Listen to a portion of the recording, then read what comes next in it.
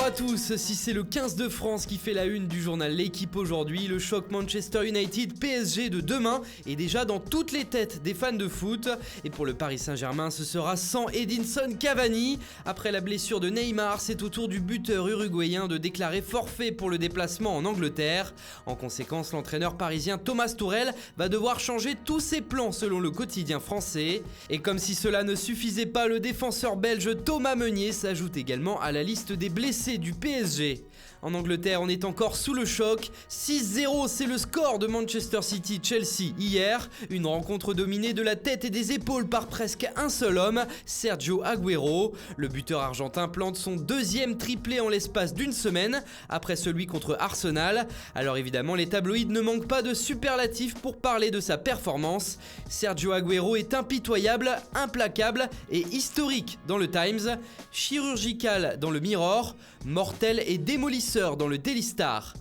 Et à la tête de l'humiliation, on retrouve l'entraîneur adverse Maurizio Sarri. Le technicien italien des Blues de Chelsea prend très cher dans la presse. C'est tout simplement un abandon selon le Times. Je suis Sarri, je n'ai aucune idée.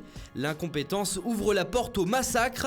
Des mots très durs comme vous pouvez le voir. La fin semble très proche pour le coach des Blues, comme le montre cette une du Daily Star. Il restera à jamais l'homme qui a fait subir à Chelsea sa pire défaite en Première Ligue depuis 28 ans.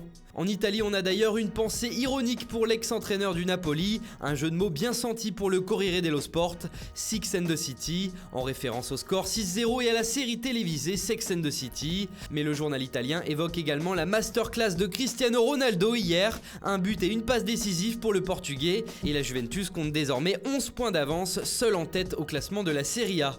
Et que dire de ce score hallucinant hier au Portugal, 10-0, Benfica a infligé la correction du siècle au club Desportivo Nacional de Madère, le club qui a vu Cristiano Ronaldo partir à l'âge de 12 ans au Sporting.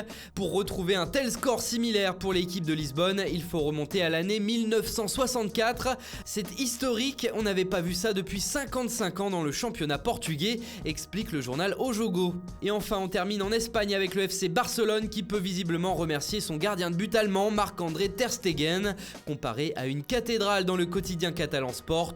Décisif face à Bilbao, il permet aux Barcelonais de ne pas perdre et d'assurer au moins le 0-0. Voilà, c'est tout pour ce matin, bonne journée à tous et à très vite sur Foot Mercato.